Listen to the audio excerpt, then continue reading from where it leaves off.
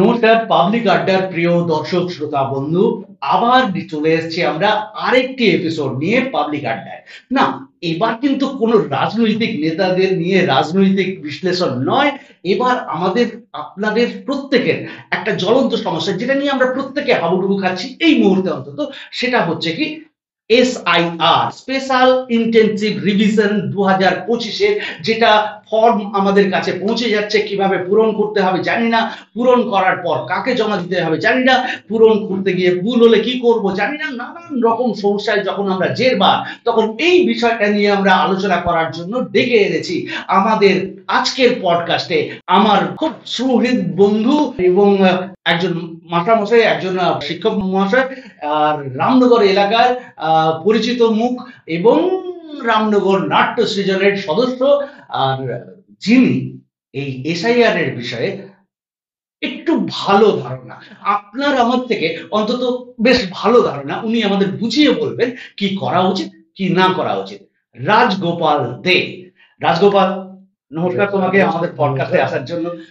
আর এটা যদিও একটা পডকাস্ট সাক্ষাৎকারের অনুষ্ঠান, আমি আপনি ইত্যাদি বলতে পারবো না। তোমাকে যেভাবে আমি তুমি করেই বলি সেইভাবে আজকের ওই অনুষ্ঠানেও তুমি করে বলবো, নিশ্চয়ই তোমার কোনো অসুবিধা নেই। ওকে রাজগোপাল, তোমাকে আমার পাবলিক আড্ডার তরফ থেকে প্রথম প্রশ্ন, এই যে এসআইআর এইটা যারা করছেন, অর্থাৎ বিএলও যারা, আহ, কাজের চাপ তাদের উপর কতখানি পড়ছে বলে তোমার মনে হয়, বিএলওদের উপর বিশেষ করে? হ্যাঁ, প্রথমেই ধন্যবাদ কংগ্রেসদা। এরকম একটা মানে বার্নিং একটা প্রবলেম যেটা চলছে সবার মধ্যে, মানে একটা কিউরিসিটি ভাব। নতুন আমরা যারা মানে এই মিডিল এজে আছি, এসআইআর তো আমরা দেখিনি। এই নতুন একটা ইলেকশন কমিশন থেকে হচ্ছে। বিএলওদের আসলে চাপ কি চাপ নয়, এটা তো নতুন জিনিস। আগে যে হয়েছিল, আগে যে কম চাপের ছিল বা এখন যে বেশি চাপের, ওরকম তো ব্যাপার নয়। একটার পর একটা কাজ বিএলওরা করছেন। আমরা দেখছি, আমরা গ্রামে আছি, বিএলওরা আসছেন। হ্যাঁ, প্রথমে ওই এনুমারেশন ফর্ম দিয়ে গেছেন, কিভাবে কি ফিল আপ করতে হবে। হ্যাঁ, যা যা জিজ্ঞাসা আমরা জিজ্ঞাসা করছি, বিএলওরা মানে যতটা যেভাবে করলে হবে সেইভাবেই বুঝিয়ে দিয়ে না, যাচ্ছে। কিন্তু খবরের কাগজে আমরা দেখতে পাচ্ছি কি কি হচ্ছে কি, আত্মহত্যা করে ফেলছেন কিছু বিএলও, এটা আমরা খবরের কাগজে খবর দিচ্ছি। চাপ আছে, এটা তো বুঝছি, হ্যাঁ, যে একদম স্কুলের কাজ সামলে তারপরে এই এসআইআর এর কাজ করা, এটা কাজে, প্রত্যেকের তো একটা রুটিন আছে। হ্যাঁ, এটা তো এক্সট্রা এটা এক্সট্রা হয়ে যাচ্ছে। এক্সট্রা কাজ, তবে এটা জাতীয় কাজ, এটা তো করতে হবে। না, একজন এই কাজের চাপ বাড়ছে, এর মূল কারণটা কি কি বলে মনে হচ্ছে? কোন কোন বিষয়গুলোর জন্য চাপটা বেশি হয়ে যাচ্ছে? আমার মনে হয় ওই টাইম শিডিউলটা থাকছে, যে এই ফর্ম ধরুন যত ভোটার আছে সবাইকে দুটো করে ফর্ম দিতে হবে। ভোটারের বাড়ি গিয়ে তারপরে তাদের রেজিস্ট্রেশন, মানে ওদের যে ফর্ম দেওয়া হলো তাদের রেজিস্টার মেনটেন করতে হবে। তারপর কিছুদিনের পর আবার ফর্মটা ওদের কাছ থেকে নিয়ে আসতে হবে, সেটাও আবার রেজিস্টার মেনটেন করতে হবে। ফর্মটা ডিউলি ফিল আপ হয়েছে কিনা এটাও দেখতে হবে। অনেক কাজ আছে এবং খুব এবং নির্দিষ্ট টাইমের মধ্যে সিস্টেমেটিক্যালি করতে হবে। ওই টাইম সময়ের বাউন্ড আছে, সময়ের ব্যাপার তো আছেই। ওই জন্য মানে হয়তো অনেকে প্রেসার নিয়ে নিচ্ছে। আচ্ছা, এবারে বিএলওরা মাঠে মানে ময়দানে নামার পর কাজ করতে গিয়ে তারা সেখানে কি কি সমস্যার সম্মুখীন হচ্ছে? হ্যাঁ, প্রথমে বলি বিএলও দের থেকে, বিএলওরা যাদেরকে নিয়ে কাজ করবেন হচ্ছে সাধারণ ভোটার, তাদের মধ্যে এসআইআর সম্বন্ধে একটা মানে সম্পূর্ণ ধারণা থাকা দরকার। এসআইআরটা কি বলছে? এসআইআর আমাদের রিভিশন হয়। এসআইআর এর এস আছে, আই আছে, আর আছে। Special intensive revision. ইন্টেনসিভ কমলেশদা আমাকে চেনো, কিন্তু ইন্টেনসিভ কথাটা আমরা যখন বলি, আমাকে কমলেশদা কতটা চেনে? আমরা আমরা শুনেছি ইন্টেনসিভ কথাটা বিভিন্ন জায়গায় শুনেছি, বিশেষ করে হাসপাতালে, ICU, I for intensive care unit. এমনি আউটডোরে যেরকম গতানুগতিক পেশেন্ট দেখা হয়, তার থেকে ইন্টেনসিভ কেয়ারে প্রত্যেকটা মিনিটে বা প্রত্যেকটা ঘন্টায় পেশেন্টের রিডিং নেওয়া হয়। আর এসআইআর এস আর সবসময়ই হয়। রিভিশনটা কখন হয় আমরা তো জানি, বাচ্চারা যখন পড়াশোনা করে পরীক্ষার আগে রিভিশন। আর এখানে পরীক্ষা আছে, পরীক্ষা আছে 2026, ওই জন্য রিভিশনটা হবে। রিভিশন কার হবে? ইলেকটোরাল রোলের। ইলেকটোরাল রোল প্রত্যেক বুথে আছে। আর এই রিভিশনটা হবে কি ইন্টেন্সিভ রিভিশন, মানে একটু পুঙ্খানুপুঙ্খ বা নিবিড় রিভিশন। এই ধারণাটা যদি পাবলিকের মধ্যে থাকে, তথ্য তো আমাদের দেওয়া আছে, কিন্তু সেই তথ্যটা কমলদা আমাকে চেনেন, কিন্তু আমার বাবাকে চেনেন, আমার মাকে চেনেন, আমার ভাইকে চেনেন, আমার আর কে কে আছে জানেন?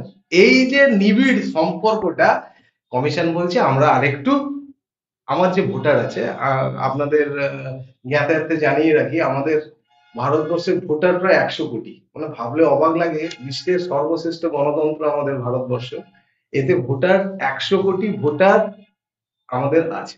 এই 100 কোটি ভোটারের সমস্ত কিছু তথ্য ওদের মনে হয়েছে, ইলেকশন কমিশন অফ ইন্ডিয়ার মনে হচ্ছে যে আমি 25 বছর কি 20 বছর অন্তর একবার করে ওনাদের সব তথ্যগুলো ঠিকঠাক আছে নাকি যাচাই করি। আর কিছু না, রিভিশন হবে। কার হবে? ইলেকটোরাল রোলের। বাস। আর পরীক্ষাটা হবে 2026। 2026-এর পরীক্ষা, ওইটার জন্য রিভিশন, revision বাচ্চারা হচ্ছে। যেরকম পড়ে রিভিশন করে। হ্যাঁ, সোশ্যাল মিডিয়াতে একটা ভিডিও, একটা ভিডিও না, অনেক ভিডিও, এই টাইপের ভিডিও খুব পপুলার, এখন খুব চলছে। এই এসআইআর এর জন্য বাংলাদেশিরা বাক্স প্যাটরা গুছিয়ে বাংলাদেশ পালিয়ে যাচ্ছে, এইরকম ভিডিও আমরা খুব দেখতে পাচ্ছি। এসআইআর হবে, সব পালিয়ে যাচ্ছে, ভয় পেয়ে পালিয়ে যাচ্ছে। সেটা সত্যি কথা বলতে কি, সেটা সত্যতা আমার কাছে নেই। আর আমার এতে, আমার যে ভোটার আছে, ভোটার থাকবে, তার তথ্য, যে তথ্য আছে সেই তথ্য দেবে, এতে পালিয়ে যাওয়ার কিছু নেই। আমি তো অলরেডি এনলিস্টেড, আমার তো নাম আছে। তারপরে আর যা যা সাবসিকুয়েন্ট ডকুমেন্টস আমার কমিশন চাইছে, ওগুলো থাকলে দেব, না থাকলে অন্য কিছু দেব, তার পন্থা আছে। এটা তো পরিষ্কার আমাদের ফর্মে, ইনফরমেশন ফর্মে লেখাই আছে। মানে এইটার মানে এটা হলো যে যদি আমার, ধরো ভোটার কার্ডে আমি নাম তুলতে পারবো না, আমার বাবারও নেই, আমারও নেই, কিছু নেই, নাম তুলতে পারবো না, এবং আমি বাংলাদেশি অনুপ্রবেশকারী, আমি এখানটা এসেছি, তো আমি কি কি হতে পারে, আমার আমি ভোটটা দিতে পারবো না। কিন্তু আমাকে তো তুমি এই মুহূর্তেই আমার ভারতবর্ষ থেকে বের করে দেওয়ার জন্য তো এটা হচ্ছে না, না, এটা শুধুমাত্র এইটা ভোটার প্যানিক। লিস্ট, একদম একদম ভোটার লিস্টের জন্য। এখানটায় নাগরিক পঞ্জীকরণের কোনো ব্যাপার নেই যে ভারতবর্ষের নাগরিক কিনা, এইটার মাধ্যমে সেটা কিন্তু না হচ্ছে পরিষ্কার, তুমি ভোটার আছো, এবং ভোটারের এগেনস্টেই ফর্মটা বেরিয়েছে, ভোটারের ছবি দিয়ে, ভোটারের এপিক নম্বর দিয়েই ফর্মটা বেরিয়েছে, ভোটারের মানে 2025-এর সিরিয়াল নম্বর দিয়েই এনুমারেশন ফর্মটা এডিট হয়ে বেরিয়ে এসেছে। তাতে মায়ের নাম, বাবার নাম দিতে বলছে। আর বলেছে মায়ের নিজের নাম যদি এসআইআর এ, মানে আমাদের প্রিভিয়াস এসআইআর হয়েছিল 2002-এ, 2002-এ যদি তোমার কোনো ফাদার মাদারের নাম থাকে, তাহলে নামটা ভুল করবে, না থাকলে ওর পেছনে কি করতে হবে সব লেখা আছে। সাধারণ মানুষ ঠিকমতো কেন বুঝতে পারছেন না যে ফর্মটা কিভাবে ওনারা জানেন না, বা ওনাদেরকে ওয়াকিবহাল করানো হচ্ছে না। একটু যদি সচেতন হয়ে ফর্মটা আপনারা পড়েন, তাহলে কিছু নেই, তাতে কিছু নেই, একদম পরিষ্কার বাংলা ভাষায় লেখা আছে, বাংলা ভাষায় মায়ের নাম, বাবার নাম, মায়ের এপিক নম্বর, বাবার এপিক নম্বর, আর কিছু নেই। আর স্বামী বা স্ত্রীর নাম, এই তো হলো ফার্স্ট পার্ট। তারপরে সেকেন্ড পার্টে দুটো আছে, বামে ডামে। বামে যদি থাকে, আপনার নাম থাকে, আপনার নাম পূরণ হলো, আর ডায়ে যদি আপনার নাম না থাকে, তাহলে আপনার বাবা বা মার নাম এপাশে পূরণ হবে। এগুলোও যদি না থাকে, ফর্মের পেছনে পুরো লেখা আছে কি করতে হবে না হবে, বা কি কি ডকুমেন্টস লাগে। একটু ফর্মটা পড়বেন, যে ফর্মটা বিএলও সাহেবরা, ম্যাডামরা দিয়ে গেছেন, আপনারা ফর্মটা একটু পড়বেন, 5টা মিনিট ধৈর্য ধরে ফর্মটা পড়বেন, ফর্মে সবকিছু লেখা আছে, কোনো প্যানিকের জায়গা নেই।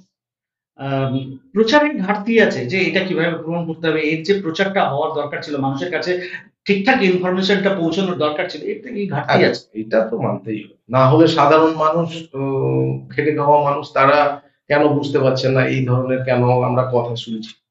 যেটা বললে যে পড়লে বুঝতে পারবে, এই পড়ার ব্যাপারটা সবার কাছ থেকে তো সম্ভব নয়। সবাই তো এই গ্রামের যে চাষিটা 6-7 অব্দি যার বিদ্যে, ধরো না, চাষি জানে না, চাষির ঘরে কি কেউ নেই?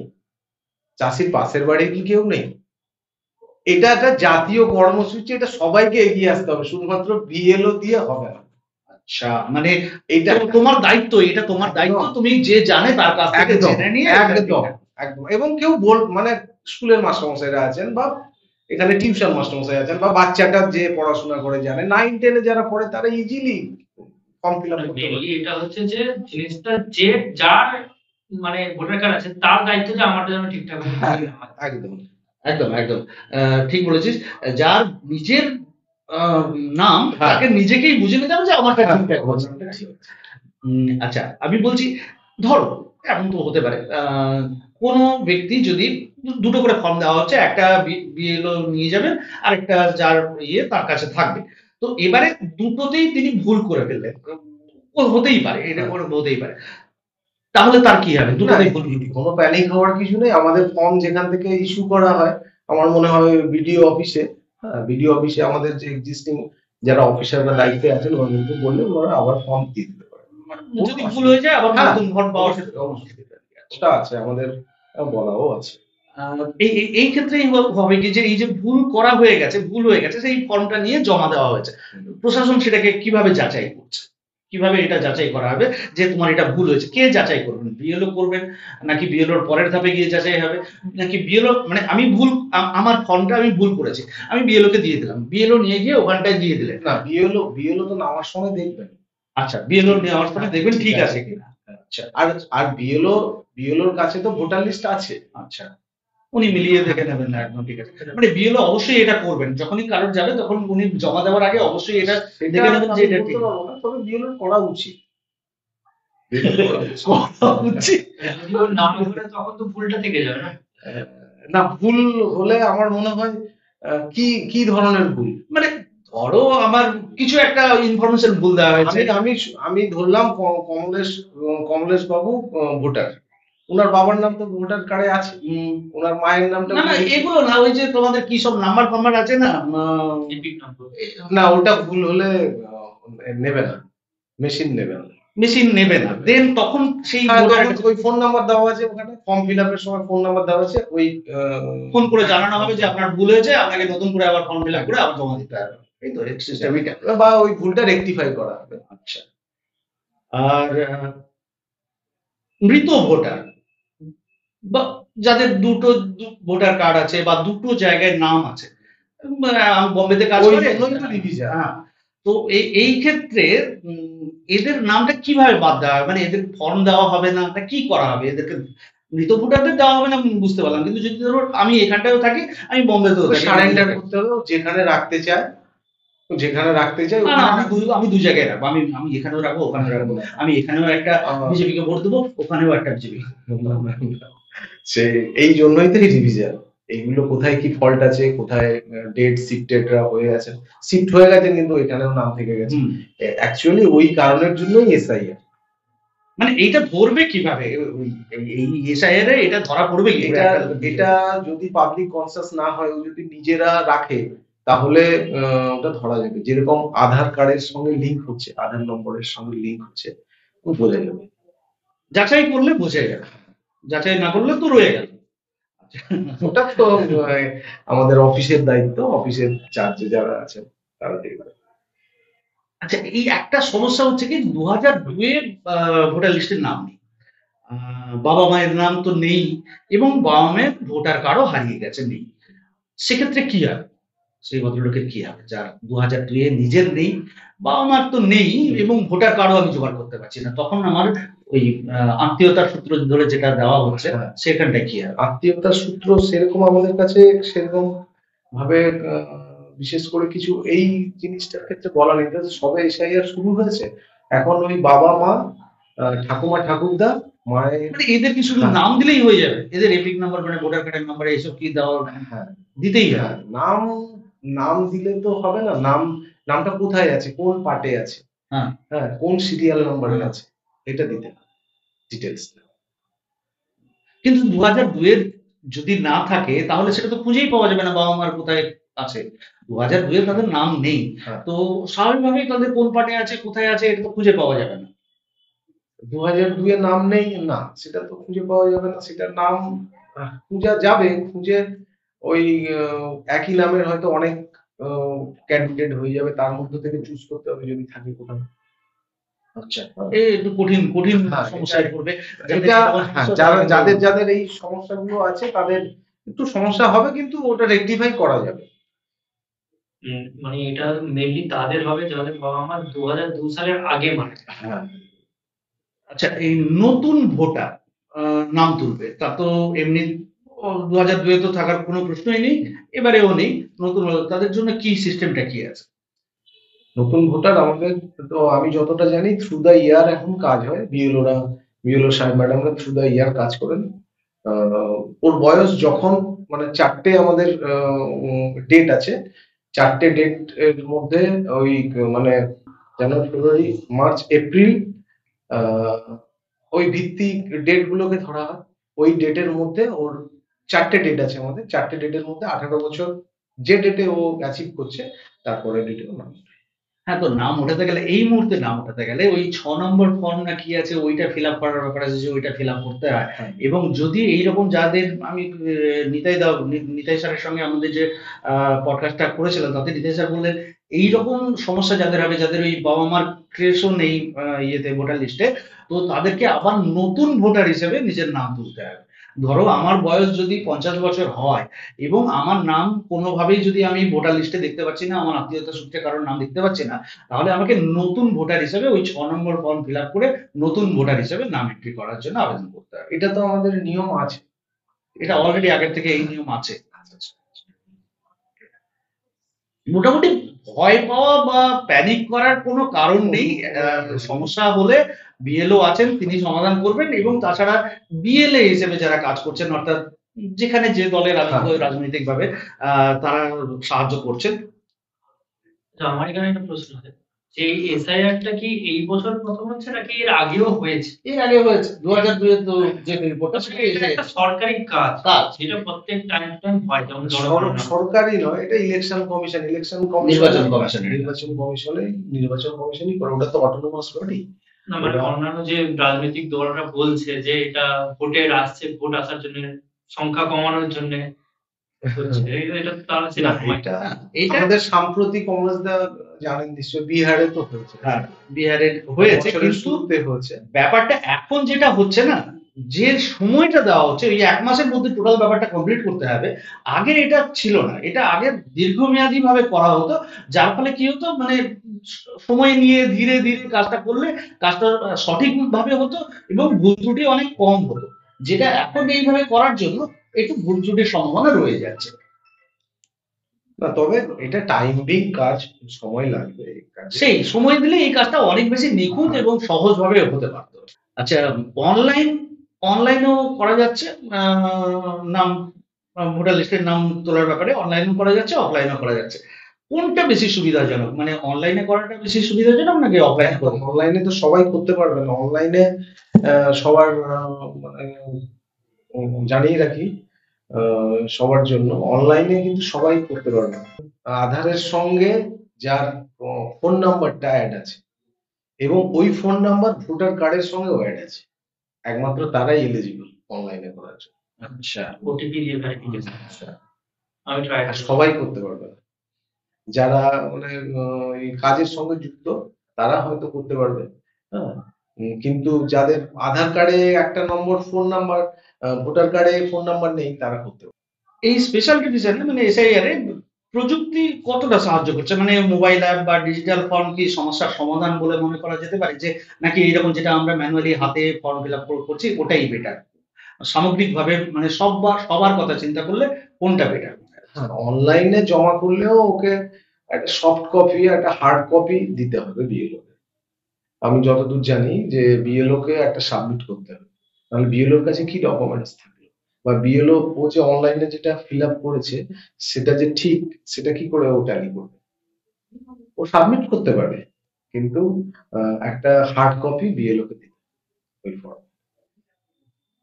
আচ্ছা, এই ভোটার তালিকা নিয়ে আমি যেটা প্রথমেই বলছিলাম যে বাংলাদেশ চলে যাচ্ছে এরকম সোশ্যাল মিডিয়ায় যেগুলো দেখা যাচ্ছে, এই ভুয়ো খবর বা ভুল তথ্য ছড়াচ্ছে, এটা তোমার মনে হচ্ছে কি যে এটা মার্কেটে এরকম এসে হ্যাঁ, এখন তো পাবলিকের মুখে মুখেই এরকম একটা কথা, হ্যাঁ, যেটা মানে ঠিক নয়। না, এই এই বিষয়ে জনসচেতনতা বাড়ানোর জন্য উপায় কি? সেটা উপায় কি হতে পারে? একদম মানে সরকারি ভাবে কমিশনের দিক দিয়ে হোক বা যেভাবেই হোক, জনগণকে সচেতন করা, একদম জনগণকে সচেতন করা এবং এতে প্যানিক না হয়ে যাওয়া। হ্যাঁ, অনেকে হয়তো প্যানিক হয়ে যাচ্ছেন, কিন্তু এতে কোনো কিছু জায়গা নেই। আপনার রোলে নাম আছে, ওটাকে শুধু একটু রিভিশন করা হচ্ছে ঠিকঠাক আছে কিনা বা কিছু ভুল আছে কিনা, ডেট অফ বার্থ অ্যাডিং আছে, ফোন নাম্বার অ্যাডিং আছে, এই সমস্ত ব্যাপারগুলো আছে। তখন তো কিছুই ছিল না, 2002 সালে ছিল নাম আর বাবার নাম, ওইরকমটা ছিল। এখন আপনারা দেখেছেন তো, এখন ডিজিটাইজড কার্ড হয়ে গেছে। হ্যাঁ, ওইরকম কার্ড হবে বা কি সিদ্ধান্ত কমিশন নিচ্ছে, ওই জন্যই একটা রিভিশন করা, বই পড়া হয়ে গেছে এবার শুধু রিভাইজ করা, ওইরকম একটা ব্যাপার। আচ্ছা, রাজনৈতিক চাপ ধরো এই ভোটার লিস্ট সংশোধনে আহ, যেটা আছে, কিছু মানুষ বলছেন কি যে যেখানটায় যে দল পাওয়ারে আছে তারা, যেহেতু গ্রামের দিকে বিএলএরা আছেন, তারা রাজনৈতিকভাবে জানেন কে কোন দলকে সমর্থন করে, তো তারা কি এইভাবে যে তাদের বিরোধী পক্ষের যারা আছেন তাদের নাম ভোটার লিস্ট থেকে সরিয়ে দিচ্ছেন, এরকম কি হতে পারে? এরকম কি হচ্ছে? এটা অবাস্তব, এটা সম্ভব নয়। এটা ভুয়ো প্রচার একটা, যে এটা করা হচ্ছে, কিন্তু বাস্তবে সম্ভব। ফর্ম তো অলরেডি ওর নামে ইলেকশন কমিশন দিয়ে দিয়েছে, এবং কাকে দিয়েছে?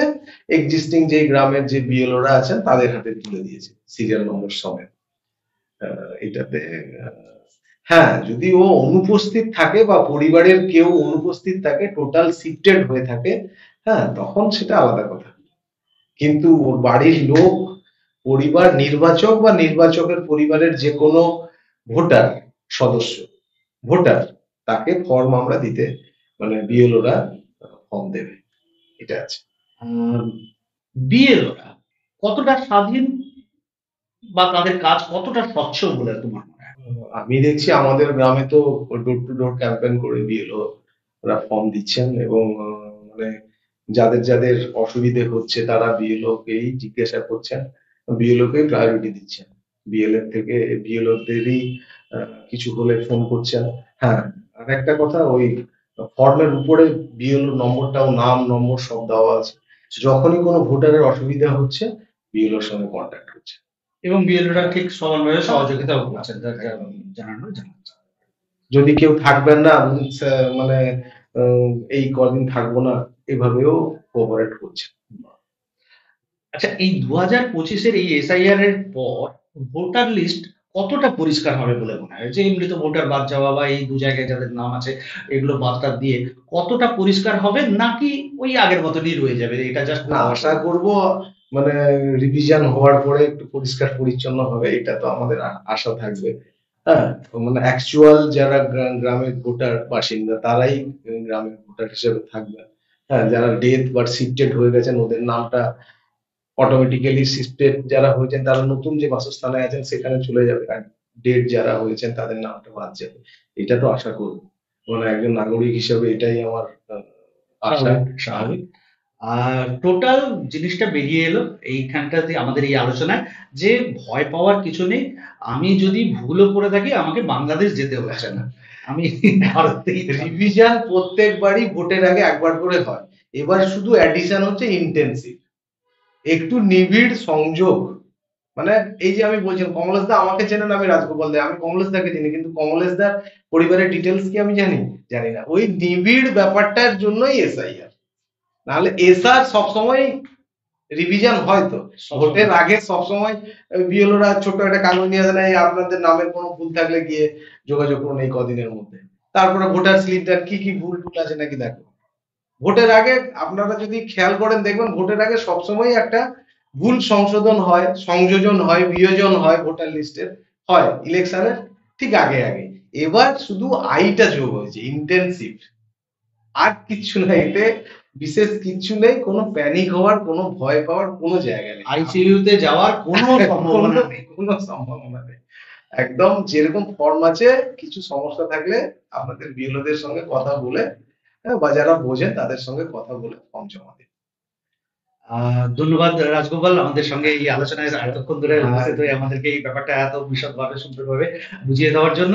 প্রিয় দর্শক বন্ধুরা, যদি এই এসআইআর সম্বন্ধে আমাদের এই আলোচনার পরেও আপনার মনে আরো কোনো প্রশ্ন থেকে থাকে, সেই প্রশ্নটা কমেন্ট সেকশনে একবার লিখে পাঠান। আমরা অবশ্যই চেষ্টা করব আপনার উত্তর দেওয়ার, রাজগোপালের কাছ থেকে আলোচনা করে আপনাকে সঠিক উত্তরটা দেওয়া, কি করা উচিত না উচিত সে বিষয়ে নিশ্চয়ই আপনাদেরকে আমরা পরামর্শ দেওয়ার চেষ্টা করব। আর রাজগোপাল, তুমি আজকে আমাদের এই পাবলিক আড্ডা পডকাস্টের প্রথম এলে। আগামী দিনে আবার কোনো বিষয় নিয়ে তোমার সাথে নিশ্চয়ই আমরা আলোচনার জন্য একদম তোমাকে ডাকবো, এবং তুমিও নিশ্চয়ই আসবে। কিন্তু তোমাকে একটা কাজ করতে হবে, তোমাকে আমাদের দর্শকদের বলতে হবে যে কমলেশের পাবলিক আড্ডা চ্যানেলটা দেখুন, সাবস্ক্রাইব করুন, লাইক করুন, শেয়ার। এটা একটু কেমন? হ্যাঁ, আমাদের কমলেশ দার পাবলিক আড্ডা চ্যানেলটা আপনারা দেখুন, লাইক করুন এবং সাবস্ক্রাইব করুন এবং শেয়ার করুন। এটা আমার তরফ থেকে আপনাদের কাছে অনুরোধ থাকলো, এটা একটু করবেন। ধন্যবাদ রাজগোপাল। তাহলে আজকে আমাদের এই আড্ডা এখানেই শেষ করছি। আবার দেখা হবে আগামী কোনো দিন, আগামী কোনো পডকাস্টের অনুষ্ঠানে। হ্যাঁ, নমস্কার।